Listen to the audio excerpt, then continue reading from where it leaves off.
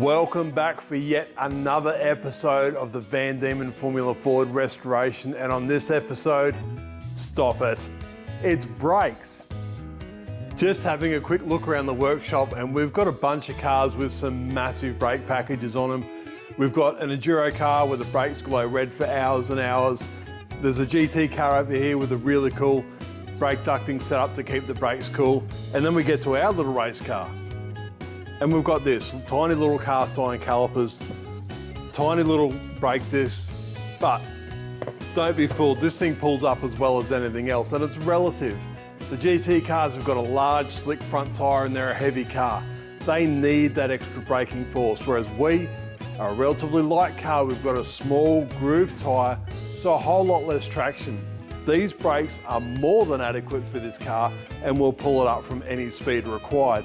Not only that, what this teaches the driver about braking techniques, how to use the brakes correctly, is an invaluable lesson, and it will serve them well through their racing career. And that's why we're a big advocate of the Formula Ford racing car in the step in anyone's journey. What they learn getting the most out of these cars is critical to making them a really good all-round driver.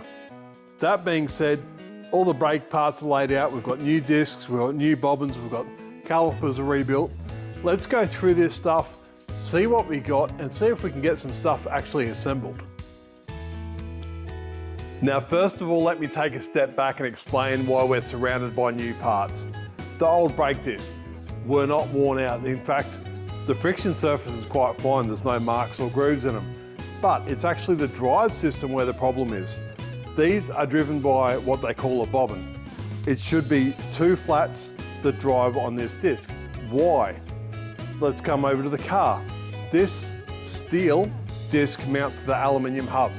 Problem is, they expand at different rates. If you bolt them directly together, they will absolutely break. One of them will have to crack and give way, or the bolts will fall out, or something will go wrong. So to make them a floating setup, they use what we call the brake bobbin. Now, these brake bobbins have flats on either side. They should drive on the disc, which has the flats machined into it. This bobbin should then go in there, be a relatively loose fit to allow the brake disc to float around.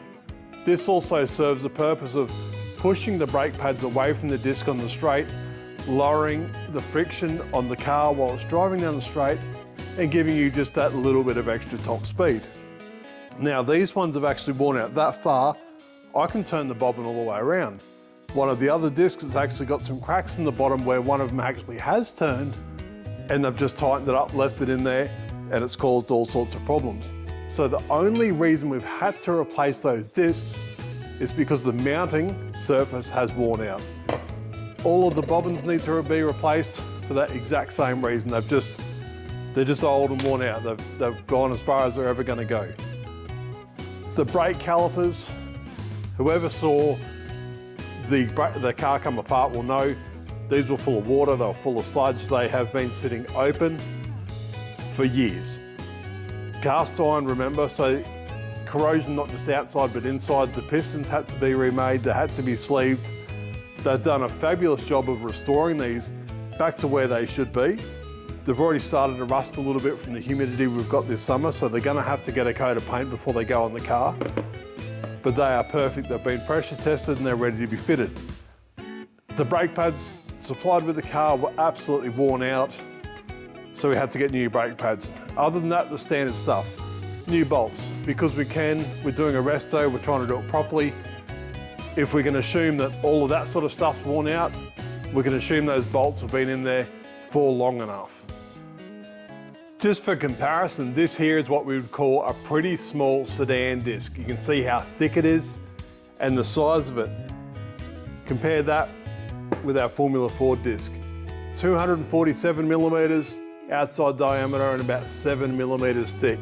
And you put that in comparative terms to what a small sedan disc looks like, and you can sort of really get an appreciation for where we're at size-wise. Now, why do we need small, light? And it's self-explanatory. The smaller, the better the packaging, the lighter it is, the easier it is to accelerate and stop. So it's only got to be as big as it needs to be to actually stop the car. Now we've got a full set of discs, no brand in particular. This is what they supplied us with all the cardboard and everything. Same, exactly the same replacement. And this is probably a good shot on how big those reliefs should be for the drive bobbins and what they should actually look like when they're new. Obviously it's great that they're not rusty, but the drive bobbins are absolutely key to this. We've got the new bobbins. They're a beautiful, neat little fit into that slot with hardly any play at all compared to the old setup. Before we can get the disc on, we need to get rid of our wheel spacer. Now, quite obviously, I would have rather get the brake disc on while we're doing the hubs, but it wasn't to be. I was waiting for the brake bobbins to turn up, and to be completely honest, I'm still waiting for the brake bobbins to turn up from that supplier. I've managed to find them somewhere else. So we're able to keep a bit of progress going and keep it flowing along. So with the wheel spacer off, this disc is machined, or the adapter's machined well enough that I can slip that over and it's a neat fit. Then all I have to do is turn it to get the holes to line up. From the back on this, I can fit the bobbin into the back of the disc and then get the bolt all the way through to hold it into place, spin it and keep going until I get them all in loose, and then I'll start to tighten them up.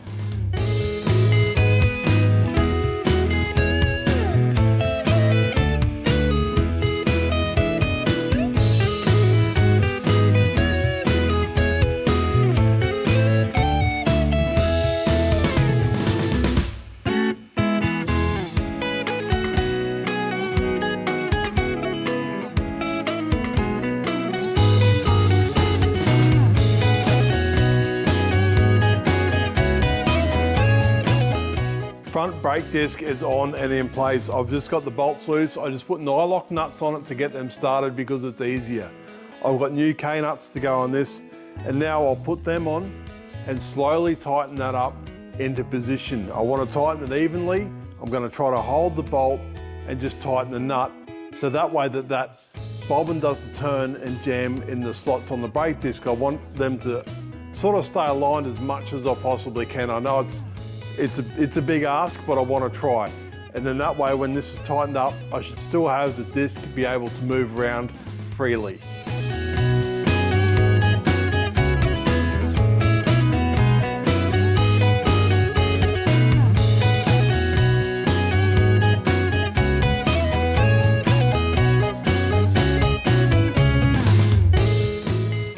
Now the K-nuts have been installed and they've been tightened up evenly. Now I'm ready to go through for the last time and torque them up. So to do that, I just stick my ratchet through there to stop it turning, and I can get the torque wrench on that and torque them up, no problem at all.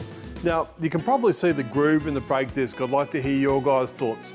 I was always taught as a youngster, if the brake pedal goes to the floor before you hit the fence, you've bored the brake fluid. But if the brake pedal goes hard before you hit the fence, you've got a gas build up between the brake pad surface and the brake disc surface, and that's exactly what I believe this groove is for. Not only cleans the dust off the brake pad, but also should there be a build up of gas that would form a cushion between the brake disc and the brake pad, it should clean that gas away. This gas is caused from the brake pad getting too hot, but that's only what I got told when I was a young bloke when I kept crashing into the fence. So I'd really like to hear your guys' comments. But on that, I'm going to torque this disc up, make sure everything's sweet and make sure it's still free, floats around nice on the hub, and then we can get the brake caliper on this end.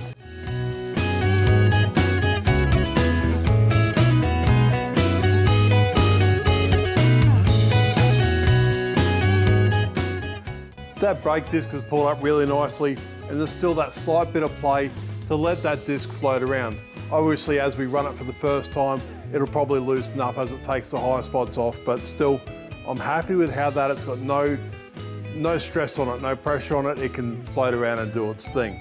Now that that's done, let's get a brake caliper on it. How good do they look? Nothing quite like a fresh coat of paint. In the previous video, I asked you guys about the caliper orientation. Where would you put them, out the front of the car or behind the wheel? And I had some great answers and a lot of stuff that sort of got me and the guys thinking a little bit. I'm only putting them this way because that's how they were. But to hear you guys' suggestion about putting them out front for better airflow or indeed behind the upright to protect them from damage. Makes perfect sense, and I think that's something we'll look at with some of the other projects we've got going on. But right now we've got these. These are ready to be fitted to the car. All of these are identical except the orientation of the bleed screws. We've got 2 lefts and 2 rights. So all we need to make sure is we've got the bleed screw up, and then we have to have this right. That should fit there. To make sure we've got the disc in the right place, it's in the center of the caliper. So I should be able to now get that cleaned up, get it sorted, get some bolts in it, and then we've got a caliper on the front of the car.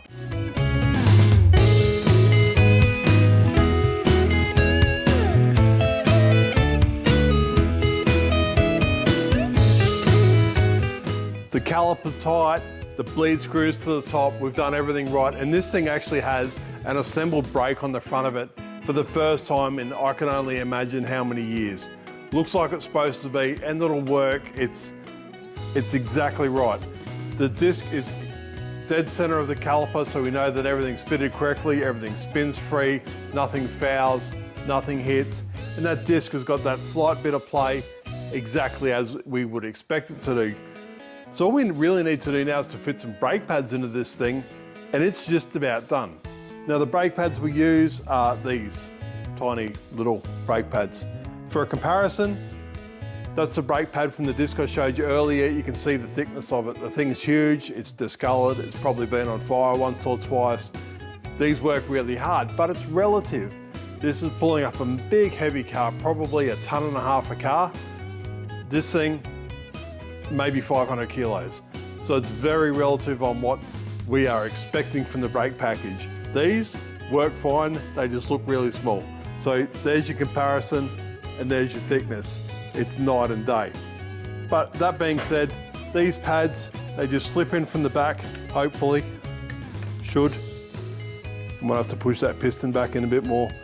Slip in the back, they've got 2 split pins that retain them, so they're really quick and easy to change your brake pads. The brake pads, you can get different compounds. You can get a harder pad that lasts forever, or you can get a pad that doesn't last very long at all but gives you a great initial bite and a really good pedal feel. Depends what the driver's after, depends if he wants to go out there and set lap records or if he's just going out there to learn the car or learn the track. But these brake pads will get them in these calipers, and that's another thing done.